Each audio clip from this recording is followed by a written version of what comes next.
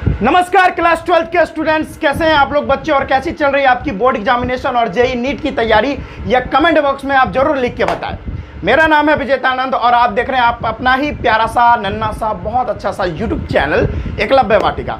आज के इस वीडियो में हम लोग देखने वाले हैं क्या relation between the radius of octahedral void and the radius of an atom, और उसके बाद एक और चीज देखने वाले हैं relation between the radius of tetrahedral void and the radius of an atom. ये दोनों चीज को हम आज कवर करने वाले हैं। उसके साथ साथ पैकिंग फ्रैक्शन यानी पैकिंग एफिशिएंसी भी देखने वाले हैं।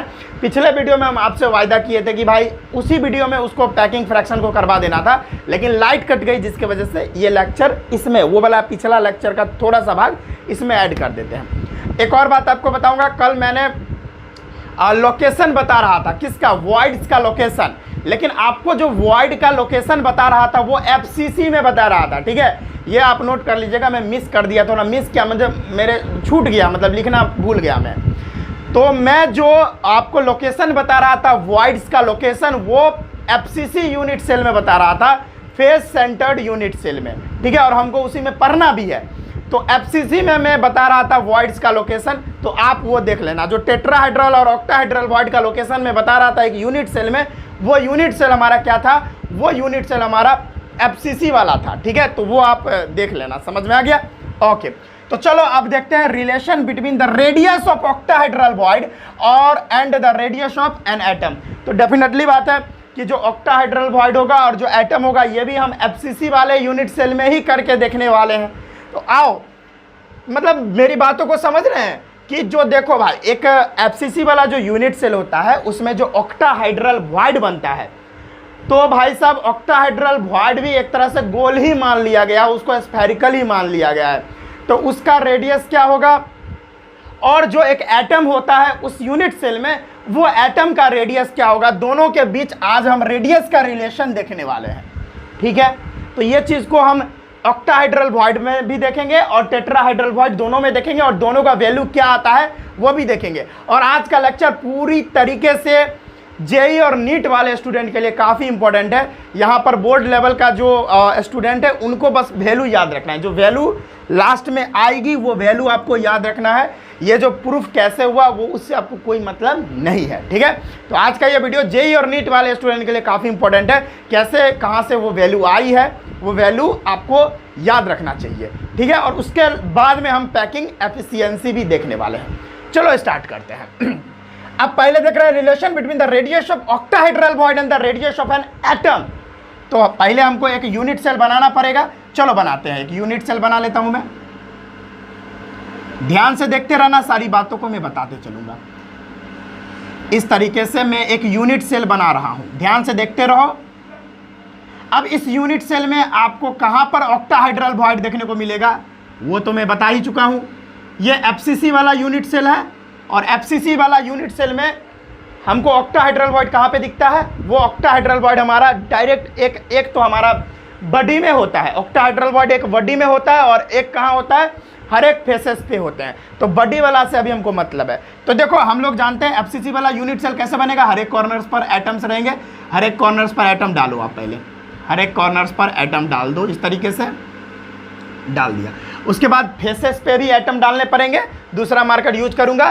तो देखो फेसेस पे भी डाल दूं, एक एटम यहाँ पे डाल दूं, एक ये वाले फेस पे, एक ये वाले फेस पे, ठीक है, एक ये वाले फेस पे, ठीक है, और एक ये वाले फेस पे, और एक ये, मतलब एक पीछे वाला और एक आगे वाला डाल दिया मैं।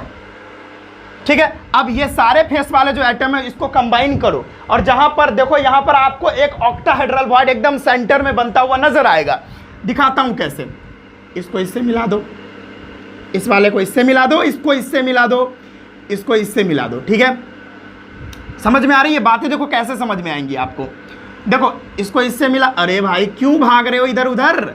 चलो फिर से इसको मिला देता हूं, मार्कर इधर उधर भाग रहा है, क्या करूं भाई, है ना।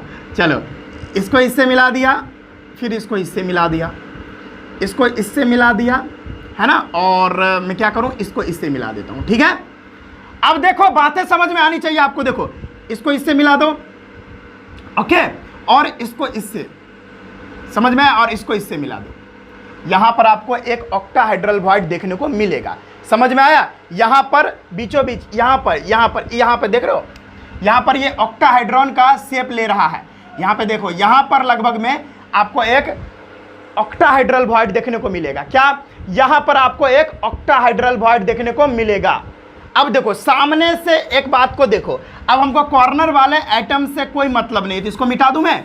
ये कॉर्नर वाला जितना एटम है सारा को मिटा देता हूं। ध्यान से देखते रहो, कॉर्नर वाला जितना एटम है वो सारे एटम को मैं मिटा देता हूं। अब देखो यहां पर ध्यान से देखो, ये वाला जो एटम है ये अप वाला एटम है, और ये डाउन, ये नीचे वाला एटम है।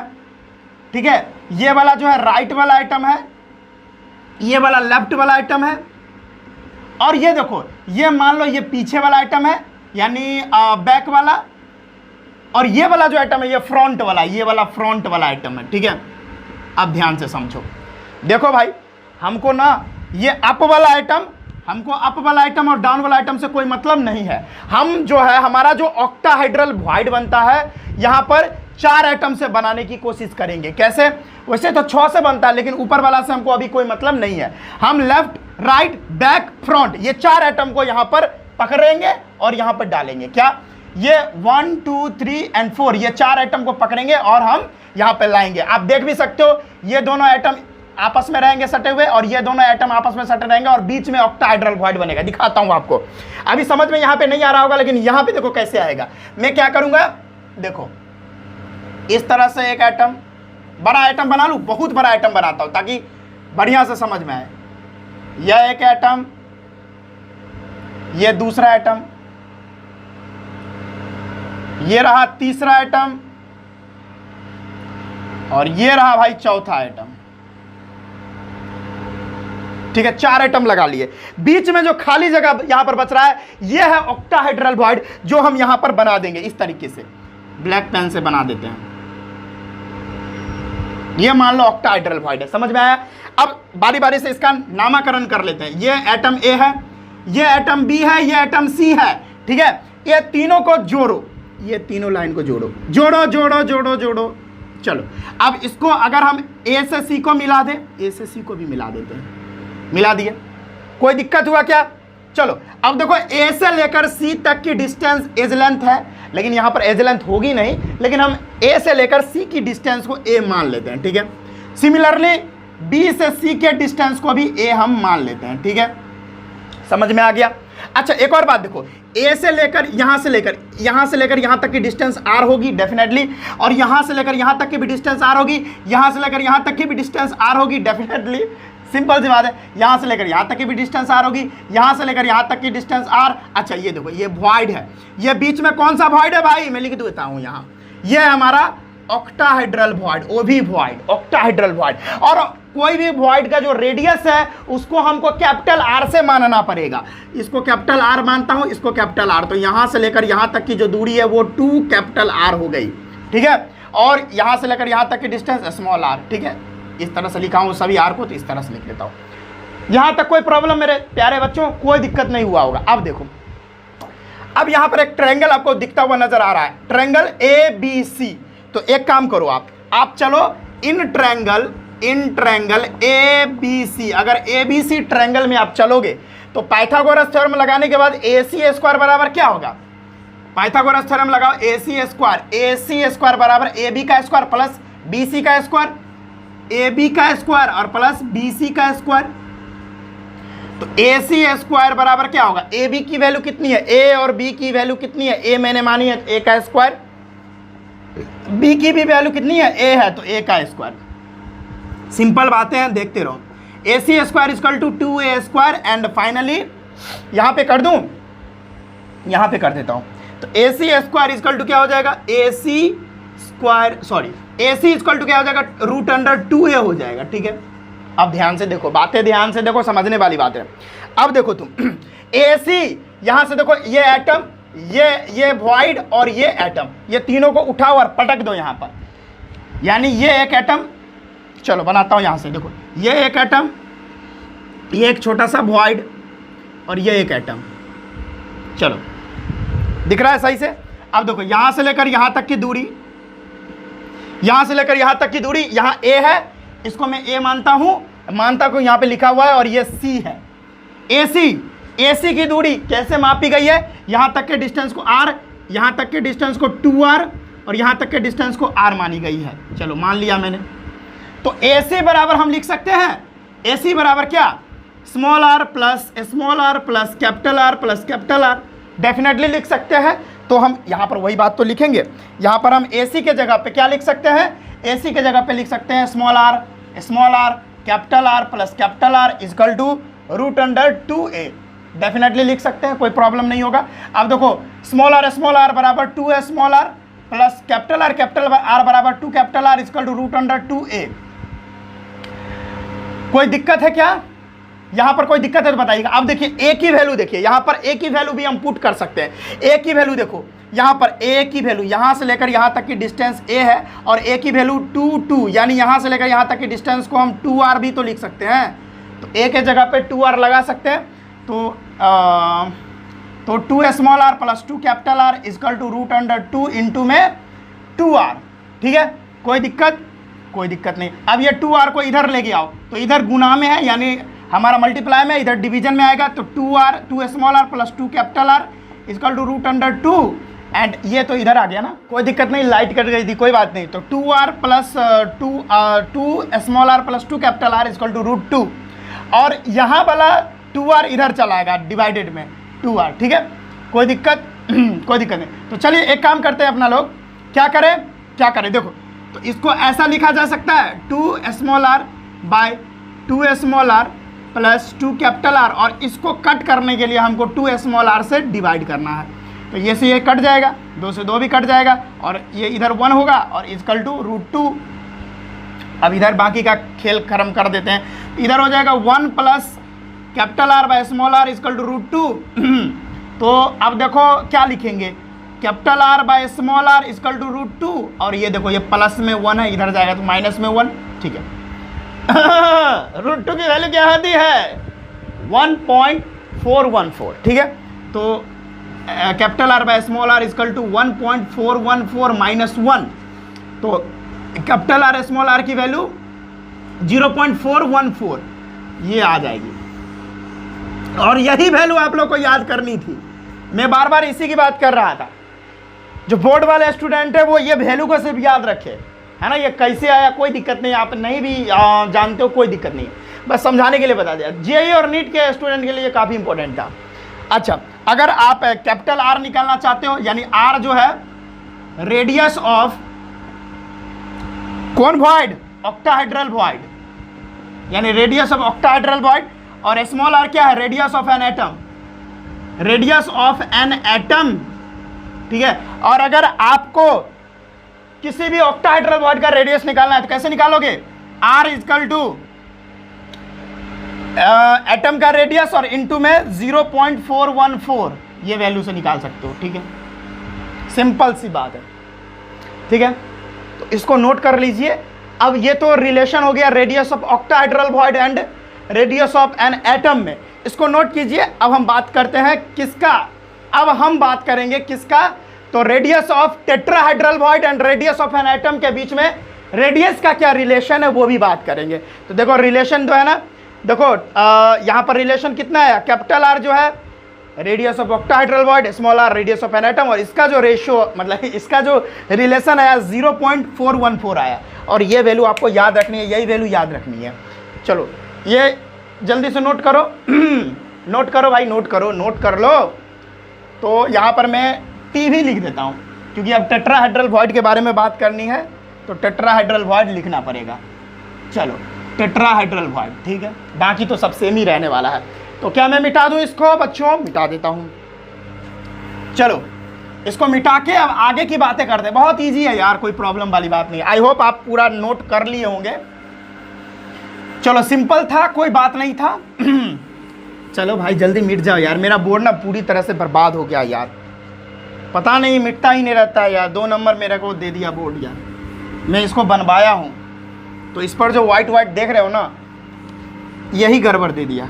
चलो कोई बात नहीं है, चला रहे हैं, जैसे चल रहा है चला रहे हैं। आप लोग का सपोर्ट रहा तो डिजिटल बोर्ड भी आएगा, बस सपोर्ट बनाए रखना। इतना मेहनत आप लोग के लिए ही कर रहा हूँ। पता है गांव में भाई कोई वाईफाई वगैरह नहीं है, जहाँ पे हम लोग रहते हैं कोई वाईफाई नहीं। इतना बड़ा बड़ा वीडियो जो आ रहा है ना अभी, इतना बड़ा जो वीडियो है वो सिम से डाल देता हूँ मैं। VI का सिम जो होता है ना, वोडाफोन आइडिया का सिम, उससे मैं डाल देता हूँ। थैंक यू वोडाफोन आइडिया, जो भाई अगर वो नहीं रहता तो शायद हम नहीं डाल पाते वीडियो, क्योंकि इतना GB इतना जो है इंटरनेट में लाता ही कहाँ से। ठीक है, thank you Vodafone Idea once again. तो चलो अब हम देखेंगे relation between the radius of tetrahedral void and the radius of an atom, यानी टेट्राहेड्रल वॉइड और एटम के बीच में जो रिलेशन है वो क्या है, रेडियस का रिलेशन दिखाता हूं। तो सबसे पहले मेरे को FCC वाला यूनिट सेल बनाना पड़ेगा, क्योंकि FCC में ही तो ये टेट्राहेड्रल वॉइड और ऑक्टाहेड्रल वॉइड की बात कर रहे थे हम। चलो बना लेता हूं, उसी तरीके से बनाएंगे अपना लोग, इस तरीके से। ओ बना लो भाई, चलो इस तरीके से बड़ा बड़ा बना रहा हूं ताकि आप लोग को समझने में कोई परेशानी ना हो। इसको इससे मिला दिया, इसको इससे मिला दिया और इसको इससे मिला दिया, कोई समस्या नहीं। अब देखो एक्चुअल में ये तो बना दिया, एक्चुअल में होता क्या है मैं आपको बता देता हूं। देखो ये तो मैं एक क्यूब बना दिया, ठीक है, इसको हम यूज करेंगे दूसरे चीज के लिए, लेकिन मैं पहले एक बात आपको बता दूं, पहले दूसरा क्यूब यहां भी बना लेता हूं, ठीक है। और एक बहुत ही मजेदार बात समझाने की कोशिश करता हूं आपको, ध्यान से आप देखना, बस ध्यान से देखो आप। देखो पहले तो यह कॉर्नर पर एटम्स होंगे, कॉर्नर पर एटम्स होंगे, एटम्स होंगे, एटम्स होंगे, एटम्स होंगे, बहुत बढ़िया, कॉर्नर पर एटम लगा दिया मैंने। अब बहुत ही इंपॉर्टेंट बात करने जा रहा हूं, फेस पर भी एटम होंगे, एक यहां, एक यहां, एक यहां, एक यहां, एक यहां और एक यहां, एक पिछू और एक अग्गू, ठीक है। अब क्या करना है, अब अच्छा एक बात जानते हैं, एक हमारा बड़ी डायगोनल, अच्छा बड़ी डायगोनल पहले बना लो आप, एक बड़ी डायगोनल इसके ठीक बीचों बीच आएगा, इस तरह से बड़ी डायगोनल ठीक बीचों बीच आ गया। चलो अब पता है बनता कैसे है हमारा, यहाँ पर हम लोग जानते हैं कि बड़ी डायगोनल पर दो टेट्राहेड्रल वॉइड बन सकते हैं, एक यूनिट सेल के बड़ी डायगोनल पर दो टेट्राहेड्रल वॉइड बनता है। तो देखो अब एक और बात बहुत इंपॉर्टेंट, बहुत ही इंपॉर्टेंट, वेरी इंपॉर्टेंट है कि हमारा जो ये बन रहा होता है टेट्राहेड्रल वॉइड कैसे बनता है, तीन फेस सेंटर वाले एटम से, तीन फेस सेंटर वाले एटम से और एक कॉर्नर वाले एटम से, एक कॉर्नर वाले एटम से ये बनता है। दिखाता हूं, देखो ये कॉर्नर वाला एटम है, तो ये इसको इससे मिल गया, ये इससे मिल गया, ये इससे मिला, ये इससे मिला, ये इससे मिल गया और ये इससे मिल गया। यहां पर कुछ यहां पर जो है हमारा टेट्राहेड्रल वॉइड, कुछ यहां पर टक, यहां पर टेट्राहेड्रल वॉइड बन रहा होता है, यहां पे, समझ में आया। तो आप देखो ना, ये वाला जो एटम है ये क्या है, फेस वाला है, ये वाला बस कॉर्नर है, ये कॉर्नर वाला, बस यही कॉर्नर वाला एटम यूज में आता है। ये फेस वाला है, ये भी तो फेस वाला है, तो एक फेस वाला, दो फेस वाला, तीसरा फेस वाला और चौथा कॉर्नर वाला। तो वही बात कर रहा था कि अगर जो टेट्राहेड्रल वॉइड बन रहा होता है, एक यहाँ टेट्राहेड्रल वॉइड बना और एक यहाँ पे बनता है, √3a/4 कॉर्नर वाले एटम से √3a/4 डिस्टेंस पे हमारा टेट्राहेड्रल वॉइड बनता है, ठीक है, समझ में आ गया। जिसमें तीन फेस सेंटर वाले एटम और वन कॉर्नर वाले एटम कंट्रीब्यूट कर रहे होते हैं। जय श्री राम। हाँ, तो तीन फेस सेंटर वाले एटम और वन कॉर्नर वाले एटम क्या कर रहे होते हैं, कंट्रीब्यूट कर रहे होते हैं एक हमारा टेट्राहेड्रल वॉइड बनाने के लिए। समझ में आ गया। चलो ये बातें समझ में आ गई कि टेट्राहेड्रल वॉइड बनने के लिए तीन फेस सेंटर एटम और एक कॉर्नर वाला एटम चाहिए। तो ये बात समझ में आ गई। कोई दिक्कत हुआ, कोई दिक्कत हुआ तो बैक जाइए और फिर से समझ के आइए। इसको हम मिटाते हैं, सिंपल सी बातें करेंगे, कोई प्रॉब्लम नहीं होगा, ठीक है। बातें समझ में आ गई। तीन फेस वाला आइटम, तीन, जय श्री राम। अच्छा नहीं करूँगा, जय श्री राम। हाँ, मेरा नोटिफिकेशन में लगाए हुए हैं भाई, कट्टर हिंदू है तो लगाएंगे, जरूर लगाएंगे। हाँ, तो तीन फेस सेंटर वाला आइटम और एक कॉर्नर वाला आइटम, इससे जो है हमारा टेट्राहेड्रल वॉइड बनता है, ठीक है। चलो, तो यहां पर एटम्स कहां पर थे, तीन फेस सेंटर पर थे। तो देखो, अच्छा ये जो यूनिट सेल लिए है ना, ये यूनिट सेल नहीं है, ये जो मैं यूनिट सेल लिया हूं ये यूनिट सेल नहीं है, ये यूनिट सेल का 1/8 पार्ट है। क्या? ये यूनिट सेल का 1/8 पार्ट है, क्योंकि यूनिट सेल तो एक पूरा यूनिट सेल होता है, और यूनिट सेल को अगर 8 भागों में काट देंगे और उसका एक भाग हम निकाल लेंगे तो उसको बोलेंगे 1/8 पार्ट। ठीक है, चलो अभी बताता हूँ, टेंशन वाली बात नहीं है। अगर डिजिटल बोर्ड रहता तो और अच्छे से बताता, खैर कोई बात नहीं। जिसमें एक एटम को यहाँ पे रखो, एक एटम को यहाँ पे रखो, ठीक है, एक एटम को यहाँ रखो, एक एटम को यहाँ रखो, यहाँ कोई एटम नहीं, एक यहाँ पे एटम। ठीक है, अब समझना बात को। अब चलो नामकरण कर लेता हूं, इसको ए, इसको बी, इसको सी, जय श्री राम, इसको डी, इसको ई, इसको एफ, इसको जी और इसको एच। नामकरण हो गया, सिंपल सी है। अब देखो आपको एक एंगल नजर आ रहा है बनता हुआ, कहां सर? मेरे को तो नहीं दिख रहा है, देखो यहां पे एक एंगल दिखा, एक एंगल दिख गया। हाँ सर दिख तो गया। कौन एंगल दिखा? In triangle A B C. अब आओ पाइथागोरस थ्योरम लगाओ। अब in triangle A B C triangle में देखो क्या है, ए बी सी ट्रायंगल में। अच्छा यहां देखो, भले ही सुनो, भले ही ये जो है ए और बी की डिस्टेंस हमारी एज लेंथ नहीं है, लेकिन फिर भी हमको मानना है कि यहां से ए से लेकर बी की जो डिस्टेंस है वो ए है, मान लेना है। ठीक है, बस मान के चलना है, समझ में आया? ए से लेकर बी की डिस्टेंस ए है और सी से लेकर डी की भी डिस्टेंस ए। ठीक है, ये बस मान के चलना है। ठीक है अपना लोगों को। तो चलो इन ट्रायंगल ए बी सी। और हाँ एक और बात मैं बताया कि टेट्राहेड्रल वॉइड यहां पर बनेगा। और टेट्राहेड्रल वॉइड बनेगा कैसे, रुको बताता। इसको ए मान लो, अब समझ गए हैं, मिटा रहे हैं क्योंकि अभी हमको बड़ी डायगोनल खींचना पड़ेगा। एक बड़ी डायगोनल यहाँ पर से खींचो, यहाँ से लेकर यहाँ इस कॉर्नर को मिलाओ, जो कि हमारा बड़ी डायगोनल होगा। मिलाओ अच्छे से मिलाओ ताकि बढ़िया से मिल जाए। मिल गया? हाँ सर मिल गया। चलो इसको फिर से बना देते हैं। हाँ ये एक बड़ी डायगोनल हो गया।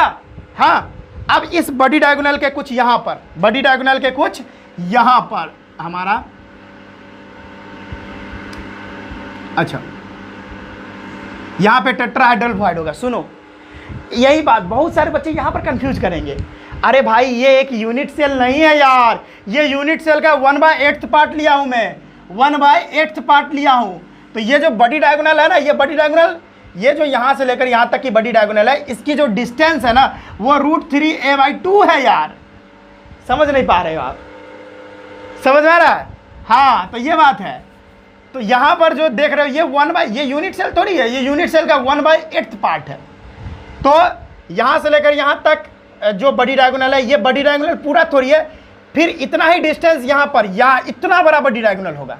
हम बड़ी डायगोनल का थोड़ा ही भाग लिए हैं, बड़ी डायगोनल का थोड़ा ही भाग लिया, जहाँ पर एक ही टेट्राहेड्रल वॉइड यहाँ पर बनेगा। उसके बाद यहाँ से लेकर यहाँ तक, ठीक है, क्योंकि ये भी फेस वाला आइटम है, ये भी फेस वाला आइटम है, ये भी फेस वाला आइटम, बस ये एक कॉर्नर वाला आइटम है। जितना देखो ये face face face corner, 3 face और एक कॉर्नर वाले आइटम से ये बनता है, वही तो मैं बात बता रहा था। इसीलिए ये तीनों जो है फेस वाला आइटम है, ये कॉर्नर वाला आइटम है। ठीक है, या इसमें से एक कॉर्नर वाला आइटम होगा, 3 फेस वाला आइटम होगा। ठीक है, समझ में आया? तो फेस वाला आइटम भाई समझ रहे हो ना कि ये पूरा यूनिट सेल नहीं है, यूनिट सेल का 1/8 पार्ट है।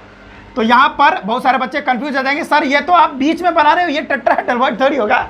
अरे भाई ये हम यूनिट सेल का 1/8 पार्ट लिए हैं। अब अगर हम बड़ी डायगोनल की बात करें तो बड़ी डायगोनल यहाँ से लेकर यहाँ तक नहीं, इससे और आगे यहाँ तक जाएगा, और यहाँ भी एक टेट्राहेड्रल वॉइड बनेगा।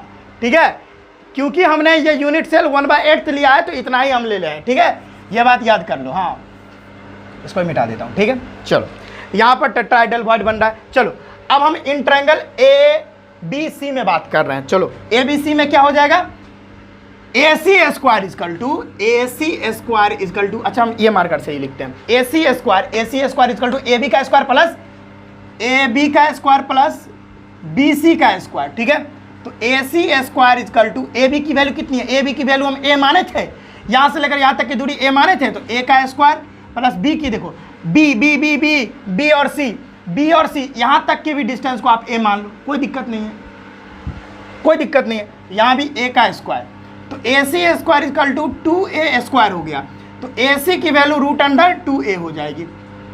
अब देखो बात, ये देखो ये दोनों जो एटम है ये इतना दूर थोड़ी होएगा, ये तो सटा रहेगा ना, तो ये दोनों एटम को यहाँ पर इधर दोनों एटम को, यानी ये वाली छत जो है, ये वाली छत जो है, ये छत को उठा के यहाँ रख दो, या ये दोनों एटम को यहाँ उठा के आओ लाओ, तो एक एटम यहाँ है और एक ये एटम है, दोनों तो सटा होगा।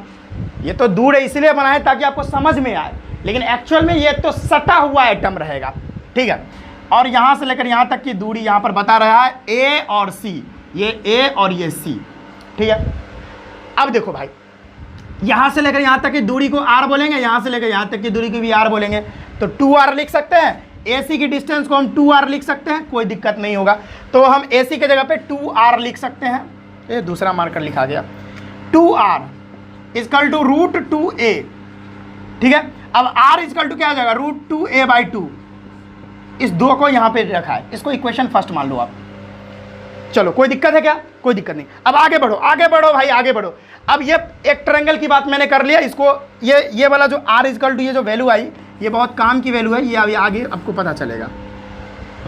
अब ट्रायंगल बदल लो, अब ट्रायंगल देखो आप, इन ट्रायंगल ADC दिख रहा है, इन ट्रायंगल ADC, एक और ट्रायंगल आपको दिख रहा है इस तरह से, ये ट्रायंगल आपको दिख रहा है।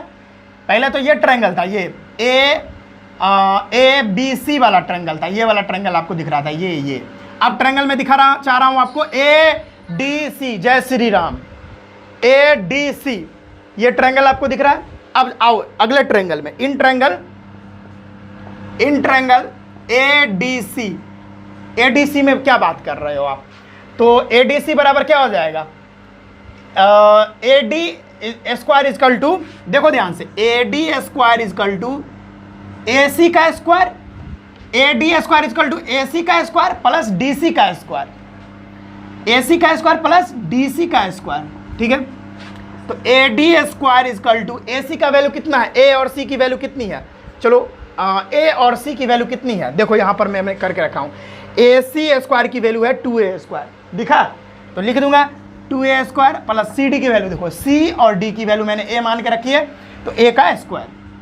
अब क्या होगा, AD square equal to 3A square, ठीक है। और यहाँ से यहाँ दिख रहा है कि नहीं, मैं एक बार देखना चाहूँगा, नहीं इसके नीचे नहीं दिखेगा, तो मैं यहाँ पे कर देता हूँ, इसीलिए AD इक्वल टू क्या आ जाएगा, रूट अंडर 3A हो जाएगा। बाकी की वैल्यू इधर कैलकुलेट करता हूँ, यहाँ पे कर देता हूँ, ठीक है, यहाँ कर देता हूँ थोड़ा, ठीक है। अब देखो AD equal to root under 3A आ गया, बातें समझ में आ गई। अब देखो AD इक्वल टू A और D, अब देखो ये एटम और ये वॉइड, टेट्राहेड्रल वॉइड, और ये एक एटम, तो तीनों को हम यहाँ पर प्लेस करते हैं, एक यहाँ पे, एक यहाँ पे, ये तो छोटा होगा ना भाई, छोटा बना लेता हूँ, एक यहाँ है, इसको यहाँ पे रखा, एक टेट्राहेड्रल वॉइड है, ये तो छोटा होगा तो यहाँ रख दिया, और एक एटम यहाँ बड़ा वाला होगा तो एक यहाँ रख दिया, ठीक है। यहाँ से लेकर इसको A माना है तो A मान लेता हूँ, और इसको D माना है तो यहाँ पे D, इसको आप मिलाओ, ठीक है। यहाँ तक के डिस्टेंस को R, यहाँ तक, ये वॉइड है भाई, वॉइड के रेडियस को कैपिटल R से दिखाते हैं, तो इधर कैपिटल R और इधर कैपिटल R, तो ये यहाँ से लेकर यहाँ तक 2 कैपिटल R हो गया, और ये स्मॉल r, ठीक है, उल्टा बन गया। इसी को हम अब इसी को टिल्ट कर दो ना, थोड़ा ऐसे कर दो, कोई दिक्कत नहीं है, मैं जिस तरह से था ना उस तरह से दिखा दिया ताकि आपको समझ में आ जाए। तो अगर हम AD के जगह पर हम क्या लिख सकते हैं, R 2R R, R 2R R, small r 2 capital R और एक small r equal to root under 3 है, लिख सकता हूँ।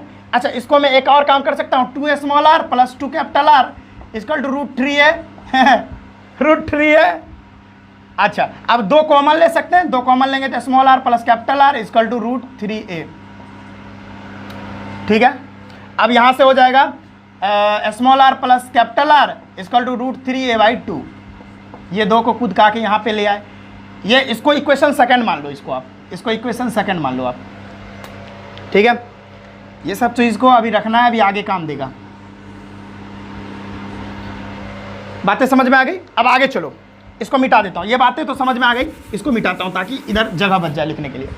अब आगे देखो भाई, आगे क्या करना है, इक्वेशन सेकंड को इक्वेशन फर्स्ट से डिवाइड देना है, इक्वेशन सेकंड को फर्स्ट से डिवाइड देना है, यानी इसमें से इसको डिवाइड देना है इसको। तो हम लिखेंगे r plus small r plus capital R, divided में कुछ नहीं है, सॉरी डिवाइड में कुछ नहीं है, equal to √3a/2 and divided by equation 1 ये है r इक्वल टू √2a/2, यही है। 2 से 2 गया तेल लेने, a से a भी गया तेल लेने। अब क्या होगा आगे, आगे मैं क्या लिख सकता हूँ, मुझे बैठना पड़ेगा r plus r by r equal to √3a, sorry √a तो कट गया, √3 और √2। अब आगे ठीक है, अब देखिए लाइट कट गई थी भाई, बार बार लाइट कट जाती है। अब देखो यहाँ पर हम क्या लिख सकते हैं, r प्लस r, देखो यहाँ पे r plus r by r equal to √3/√2, ठीक है, वही लिख दिया।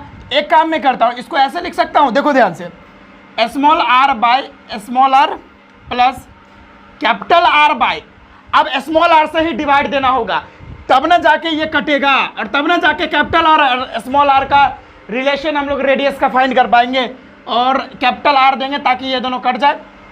अब कटने के बाद क्या आएगा, इधर 1 होगा, तो 1 plus capital R by small r equal to √3/√2, value क्या होगी, अब देखो capital R by small r equal to √3/√2, और ये प्लस है, इधर +1 है, इधर आएगा तो -1।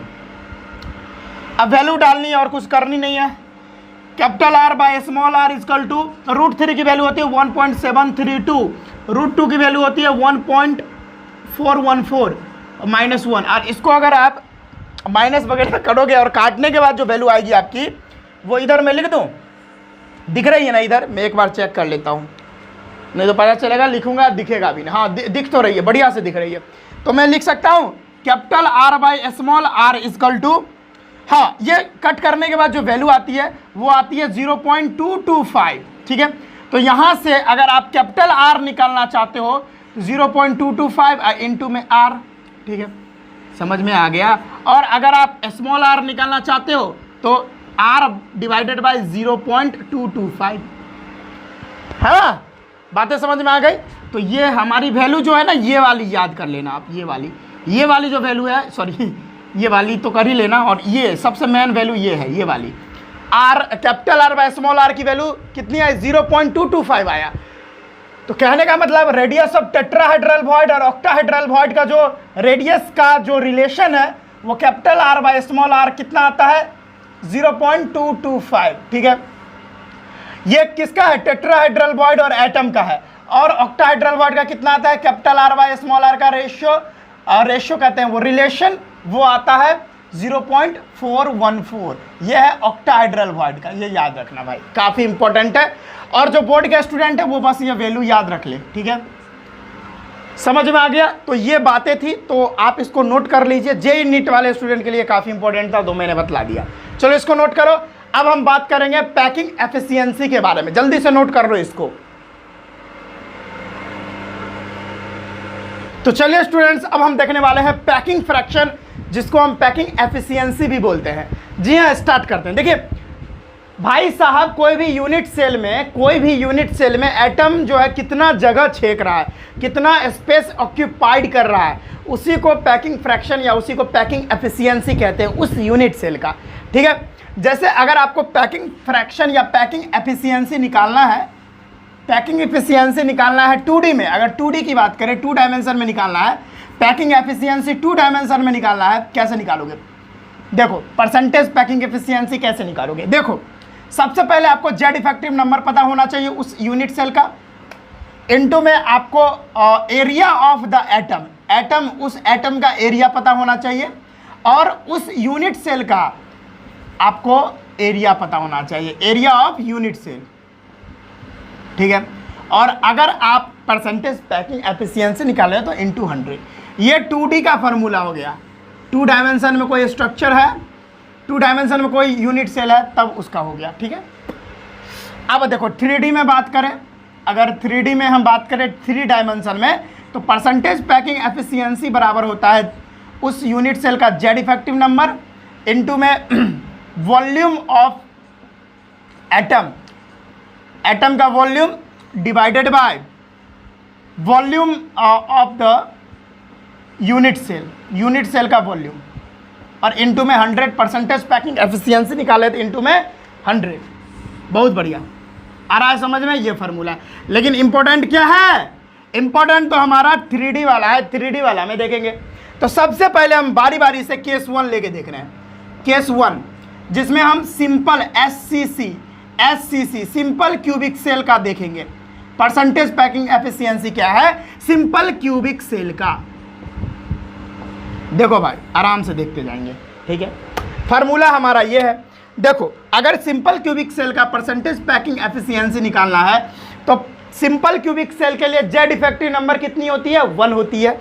ये तो हम लोग कैलकुलेट करके रखे हुए हैं। 1 इनटू में वॉल्यूम क्या होता है एटम का, देखो कोई भी एटम स्फेरिकल होता है, तो कोई भी स्फेरिकल चीज का जो वॉल्यूम होता है वो 4/3 पाई r क्यूब होता है, ठीक है। बातें समझ में आ रही है। तो इसका वॉल्यूम क्या हो जाएगा 4/3 पाई r क्यूब, एटम का volume 4/3 pi r cube and divided by volume of unit cell क्या होता है a क्यूब होता है। चलो भाई निकालते हैं परसेंटेज पैकिंग एफिशिएंसी। अब देखो a को r के टर्म में लिखो, a को r के टर्म में लिखो। एक बात जानते हो आप क्या, दो जो हमारा इस तरह से जो होता था सिंपल क्यूबिक सेल की बात करें, 2 एज लेंथ को पकड़ लो, यानी एक एज लेंथ के 2 एटम को पकड़ लो, इतना दूर का डिस्टेंस a होता था, ये r, तो a बराबर 2r होता था। तो a बराबर हम क्या लिख सकते हैं 2r, तो r के टर्म में लिख दे, a को r के टर्म में लिख देते हैं, तो ये 4/3 पाई r क्यूब, और a को r के टर्म में लिखेंगे तो 2r का क्यूब होगा, ठीक है। अब देखो क्या होगा इसका percentage packing efficiency, percentage packing efficiency अब क्या होगी 4/3 pi r cube, 4/3 pi r cube and divided bye 2r का क्यूब हो जाएगा 8r cube, 8r cube, r cube से r क्यूब तेल लेने जाएगा और 4 2 जा 8। अब वैल्यू क्या होगी परसेंटेज पैकिंग एफिशिएंसी बराबर, ऊपर में क्या बचा, कुछ नहीं बचा, हाँ पाई बचा, पाई बाय 3 2 जा 6, पाई बाय 6 और कुछ बचा। अच्छा इनटू में तो 100 मैंने लिखना भूल ही गया, बार बार भूल जाता हूँ। यहाँ पे 100 इनटू में 100 क्योंकि परसेंटेज निकाल रहे हैं, यहाँ भी 100, यहाँ भी 100, पाई बाय 6 इंटू 100। तो यहाँ से जो आपकी परसेंटेज पैकिंग एफिशिएंसी आएगी वो आएगी 52.4%, ठीक है। हाँ समझ में आ गया। और परसेंटेज वॉइड अगर निकालना चाहो आप, परसेंटेज वॉइड अगर निकालना चाहो तो वो कितना आएगा, परसेंटेज पैकिंग एफिशिएंसी यानी 100 में से परसेंटेज पैकिंग एफिशिएंसी को माइनस करो, तो 100 माइनस 52.4 दैट इज 47.6%। ये वैल्यू याद रखना भाई, ये वैल्यू याद रखना। सिंपल क्यूबिक सेल के लिए जो परसेंटेज पैकिंग एफिशिएंसी होती है वो 52.4% और परसेंटेज वॉइड 47.6%। इसको नोट करो। ये तो सिंपल क्यूबिक सेल था, क्या था, ये सिंपल क्यूबिक सेल था। अब हम बात करते हैं सेकंड केस जो कि होगा ये बडी सेंटर्ड क्यूबिक सेल, ठीक है। बडी सेंटर्ड क्यूबिक सेल में देखिए, इतना नोट करो भाई, नोट कर लो नोट। इसको मिटा दूं, इसको मिटा दूं, चलो मिटाता हूं, चलो मिटा दूं, चलो फॉर्मूला को भी मिटा देता हूं, ठीक है, यहां तक, ताकि बातें हमको अच्छे से एडजस्ट करने में कोई परेशानी ना हो, ठीक है। चलो देखो कैसे मजा आता है। ये पहला केस हमने कर लिया, ठीक है। अब बडी सेंटर्ड का देखते हैं, दोनों का इसी में कर लेते हैं, ठीक है, कोई दिक्कत नहीं। बडी सेंटर्ड यानी case 2 BCC that is body centred cubic cell.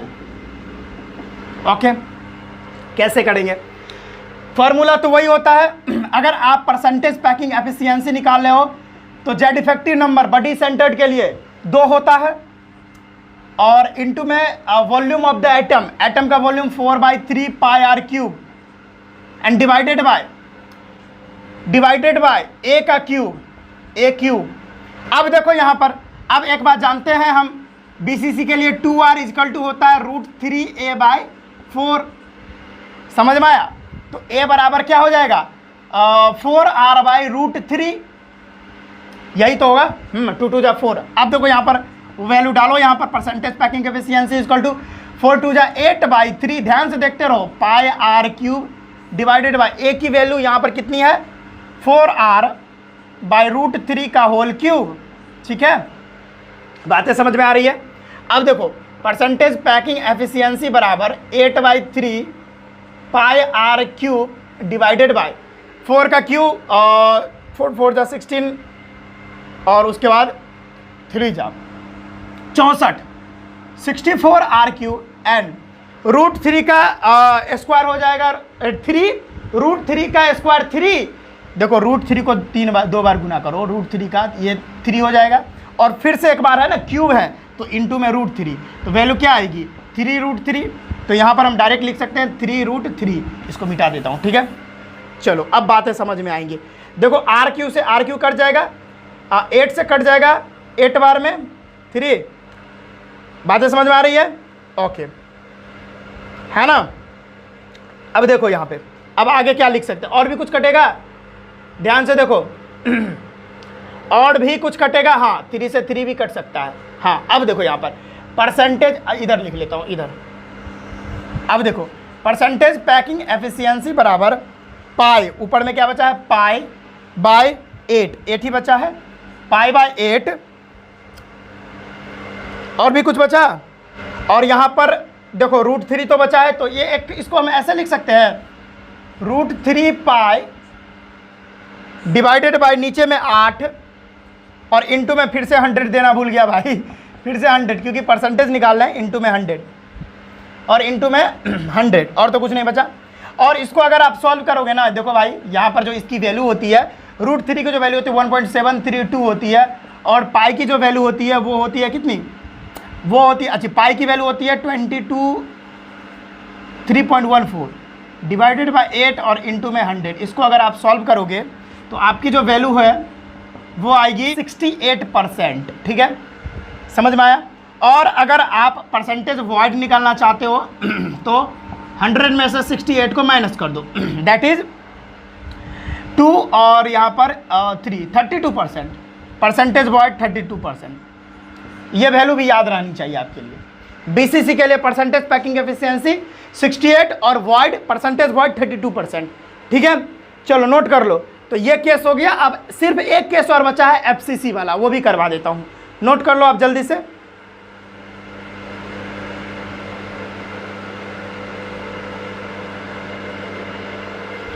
चलो नोट कर लिया, नोट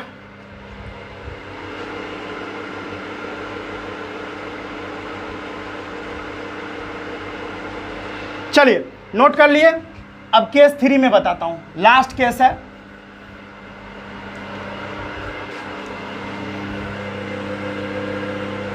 लास्ट केस है, चलो भाई इसको मिटा देता हूं, लास्ट केस बताता हूं।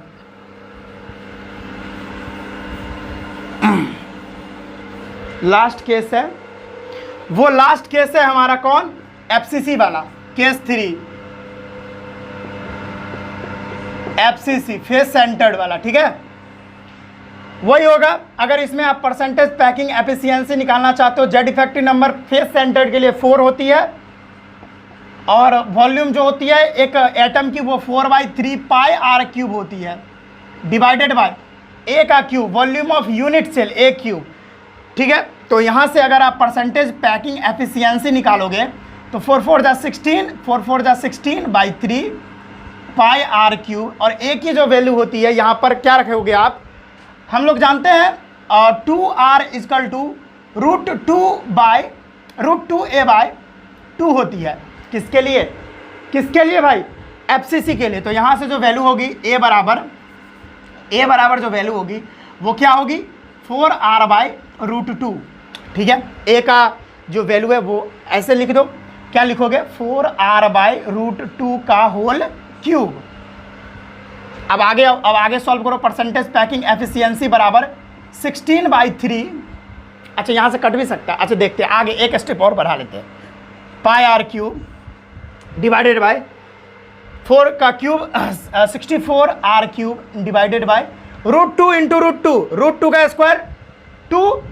और तो और आगे जाएगा एक और, मतलब क्यूब है ना, तो 2 रूट क्यूब एक रियली सॉरी, √2 इंटू √2 बराबर 2 हो जाएगा। और उसके बाद क्या हो जाएगा, 2 √2 हो जाएगा। एक और क्यूब है तो 2 √2, तो 2 √2 हो जाएगा। बहुत बढ़िया, देखो कैसे कटता है। 16 4 जा, ठीक है, 2 2 जा, और √2 से 2 जो है वो √2 टाइम कट जाएगा, ठीक है। और भी कुछ है नहीं है तो, और इंटू में 100। भाई बार बार 100 देना क्यों भूल जाते हो आप, हर बार में भूल गया। परसेंटेज निकाल रहे हैं तो 100, ठीक है। तो यहाँ से इधर कर देता हूँ, ठीक है, नीचे नहीं दिखेगा तो वो भी दिक्कत है। तो यहाँ से अगर आप परसेंटेज पैकिंग एफिशिएंसी निकालोगे तो वैल्यू क्या आएगी, देखो ऊपर में क्या बची है, कुछ नहीं बची है, सिर्फ यहाँ पे देखो, मैं पूरा बढ़िया से लिख लेता हूँ। हाँ, ये से ये कट गया, सिर्फ √2 बचा है और नीचे 3 है, और ऊपर में अच्छा ये आर क्यूब से आर क्यूब भी कट गया। और भी कुछ है क्या, और भी कुछ है क्या, नहीं। अब है नीचे, ऊपर है पाई, सिर्फ पाई बचा है, और नीचे 3√2 पाई बाय 3√2। और भी कुछ बचा है, एक पाई बचा है, और ये 3 है और ये √2 है, ठीक है, 3√2 और कुछ नहीं बचा, इंटू में 100, ठीक है। तो परसेंटेज पैकिंग एफिशिएंसी बराबर, इसकी वैल्यू तो जानते हो 3.14 पाई की वैल्यू, और 3 इंटू √2 की वैल्यू होती है 1.414 इंटू में 100। जब इसको आप सॉल्व करोगे तो परसेंटेज पैकिंग एफिशिएंसी 74% आएगी, और परसेंटेज वॉइड कितना आएगा, कर लो भाई 26%। कर लो, 100 में से 74 का माइनस कर दो, वैल्यू क्या आएगी परसेंटेज वॉइड की, वो आएगी 26%। ऐसा ही होती है भाई।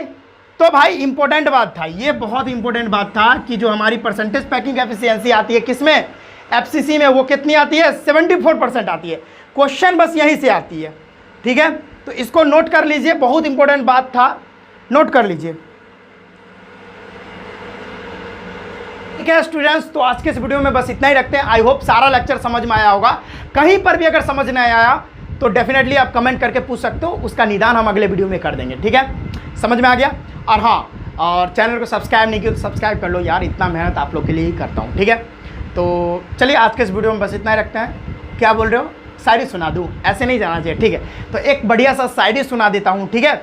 और ये शायरी उसके लिए है जिसका लड़की काट के गई है, तो उसके लिए एक शायरी है, सुनिएगा। किस किस को मौका देती है तू, किस किस को मौका देती है तू, और किस किस को धोखे में रखती है। सूखे पत्ते की तरह दिल रखने वाली, सूखे पत्ते की तरह दिल रखने वाली, तू विश्वास हवा के झोंके में रखती है, ठीक है। आया समझ में। तो चलिए आज के इस वीडियो में बस इतना ही रखते हैं, हम मिलते हैं नेक्स्ट वीडियो में। शायरी कैसा लगा ये भी कमेंट में जरूर बताइएगा। चलिए मिलते हैं नेक्स्ट वीडियो में, तब तक के लिए जय हिंद।